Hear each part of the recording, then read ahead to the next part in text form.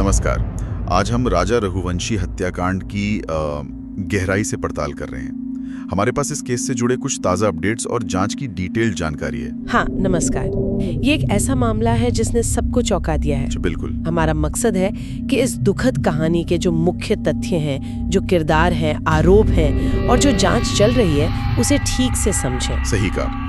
एक नया नवेला शादीशुदा जोड़ा, हनीमून, जिसका अंत इतना भयानक हुआ, और फिर पत्नी पर ही पति की हत्या की साजिश का इल्जाम। हाँ, तो चलिए इस उलझे हुए मामले को परत दर परत खोलने की कोशिश करते हैं। तो कहानी शुरू होती है इंदौर के राजा, उम्र 29 साल, और सोनम रघुवंशी 25 साल। 11 मई 2025 को इनकी शादी हुई। और शादी के फौरन बाद करीब 20 मई को वो हनीमून के लिए निकल गए मेघालय। हाँ, मेघालय।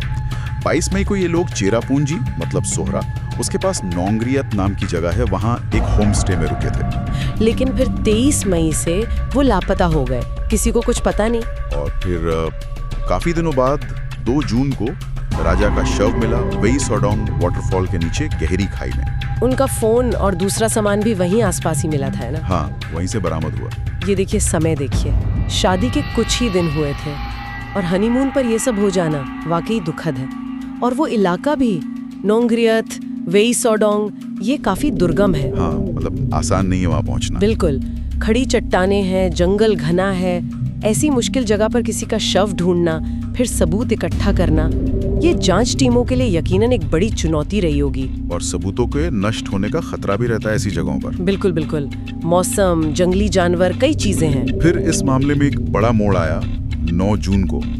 सोनम ने खुद उत्तर प्रदेश में गाजीपुर के पास एक ढाबे पर पुलिस के सामने सरेंडर कर दिया। अचानक से? हाँ, गाजीपुर में। हाँ, अचानक। और फिर उसे पति की हत्या की साजिश रचने के आरोप में गिरफ्तार कर लिया गया। और ये साजिश सिर्फ सोनम तक ही सीमित नहीं बताई जा रही है। नहीं, बिल्कुल नहीं। पुलिस का ये कहना है कि सोनम ने अपने कथित प्रेमी, जिसका नाम राज कुशवाहा बताया जा रहा है, उसे हत्या के लिए मनाया। अच्छा, और फिर आरोपों के मुताबिक राज कुशवाहा ने ये काम करवाने के लिए 3 और लोगों को हायर किया। सुपारी किलर्स। हाँ। उनके नाम भी सामने आए। हाँ, आकाश राजपूत, विशाल सिंह चौहान और आनंद कुर्मी, इन्हें सुपारी किलर्स कहा जा रहा है। मतलब एक पूरी प्लानिंग, एक नेटवर्क जैसा लग रहा है। और इसमें पैसों की भी बात है, सुनने में आया है। हाँ, आरोप ये है कि सोनम ने इन तीनों हत्यारों को कुल मिलाकर 20 लाख रुपए देने का वादा किया था या दिए।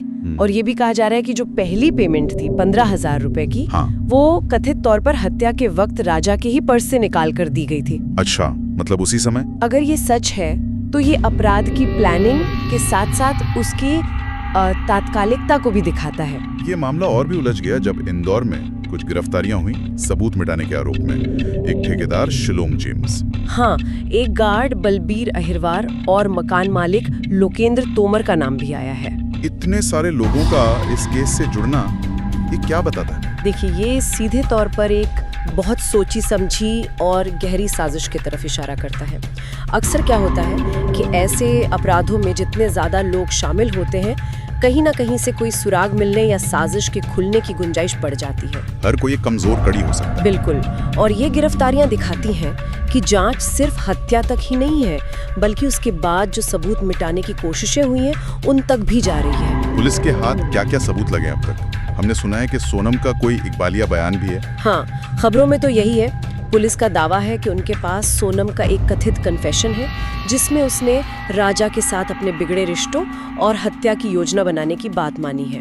पिस्टल खरीदने का जिक्र भी है उसमें। इन ऐसे बयानों की कोर्ट में क्या अहमियत होती है? देखिए, इकबालिया बयान खासकर पुलिस हिरासत में दिया गया, उसे कोर्ट में पुख्ता सबूतों के साथ साबित करना पड़ता है। अकेले बयान के आधार पर सजा होना मुश्किल होता है। और फिजिकल एविडेंस, मतलब ठोस सबूत? कई चीजें मिली हैं। एक पिस्टल, गोलियां, मैगजीन, लैपटॉप, कुछ जेवर, मोबाइल फोन्स, ये सब बरामद हुआ है। और एक जला हुआ लैपटॉप बैग भी मिला है। हाँ, वो फोरेंसिक जांच के लिए भेजा गया है। ये काफी अहम हो सकता है।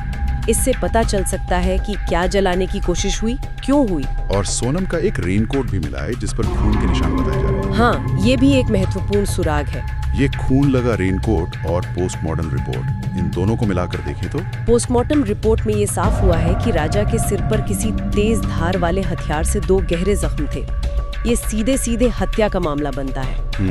ये रेनकोट और जले हुए लैपटॉप बैग की जो फोरेंसिक रिपोर्ट आएगी वो बहुत क्रूशियल होगी। उससे पता चलेगा कि खून किसका है, हथियार कौन सा था, क्या सबूत मिटाने की कोशिश हुई, ये सब साफ हो सकता है। फिलहाल कानूनी तौर पर मामला कहां तक पहुंचा है? सोनम और राज कुशवाहा का क्या स्टेटस है? 21 जून को शिलोंग की कोर्ट ने सोनम और राज कुशवाहा दोनों को 13 दिन की जुडिशियल कस्टडी में भेजा है। मतलब वो अभी जेल में हैं। और जो बाकी 3 आरोपी इंदौर से पकड़े गए? ठेकेदार, गार्ड और मकान मालिक, उन्हें ट्रांजिट रिमांड पर शिलोंग लाया गया है। मतलब उनसे अब शिलोंग में पूछताछ की जाएगी। जांच का फोकस किस तरफ है? मकसद क्या बताया जा रहा है? अभी तक जो जांच में सामने आया है उसके हिसाब से मुख्य मकसद सोनम और राज कुशवाहा के बीच का कथित प्रेम संबंधी माना जा रहा है। लेकिन ये अभी शुरुआती दौर है। बिल्कुल, जैसा मैंने कहा, ये जांच का हिस्सा है। इसे अदालत में पुख्ता सबूतों के साथ साबित करना होगा। ये प्रोसिक्यूशन के लिए एक चुनौती होगी। इस सब के बीच दोनों परिवार, राजा का परिवार और सोनम का परिवार, जी, उनके बयान बिल्कुल अलग अलग है। हाँ, जमीन आसमान का फर्क है। राजा के माता पिता तो बहुत ही गंभीर आरोप लगा रहे हैं। वो कह रहे हैं कि सोनम कोई तांत्रिक क्रियाएं करती थी, यहाँ तक कि मानव बलि की योजना बना रही थी। और वो सोनम के लिए फांसी की सजा और सीबीआई जांच की मांग कर रहे हैं। हाँ, दूसरी तरफ सोनम के पिता हैं जो इन सभी आरोपों को सिरे से खारिज कर रहे हैं। उनका कहना है कि पुलिस ने कहानी बनाई है और वो भी सीबीआई जांच चाहते हैं। हाँ, वो भी केंद्रीय जांच की मांग कर रहे हैं। ये जो बिल्कुल विपरीत दावे हैं ना, ये इस केस की भावनात्मक उलझन को दिखाते हैं और ये भी दिखाते हैं कि एक निष्पक्ष जांच कितनी जरूरी है। दोनों तरफ से सीबीआई जांच की मांग क्यों उठ रही है? क्या स्थानीय पुलिस पर भरोसा नहीं है? हो सकता है, या शायद उन्हें लगता है कि मामला इतना संवेदनशील और पेचीदा है कि केंद्रीय एजेंसी ही इसकी तह तक जा सकती है। ये जांच पर अविश्वास भी हो सकता है या फिर उच्च स्तरीय जांच की इच्छा भी। तो कुल मिलाकर देखें तो ये एक बहुत ही उलझा हुआ मामला सामने आ रहा है। हनीमून पर हत्या, फिर उसमें कथित प्रेम प्रसंग का एंगल, सुपारी किलर्स का नेटवर्क, सबूत मिटाने की कोशिशें। हाँ, फिर महत्वपूर्ण सबूतों की बरामदगी, जैसे वो रेनकोट, पिस्टल, जला हुआ बैग और सबसे ऊपर परिवारों के बिल्कुल उलट बयान। आगे की जांच, खासतौर पर जो फोरेंसिक रिपोर्ट्स आनी हैं और शिलांग में जो पूछताछ होगी, वो इस केस की दिशा तय करने में बहुत अहम होंगी। निश्चित रूप से। इस पूरी कहानी के केंद्र में अगर देखें तो कथित विश्वासघात है, एक भयानक साजिश है और अब न्याय की तलाश है।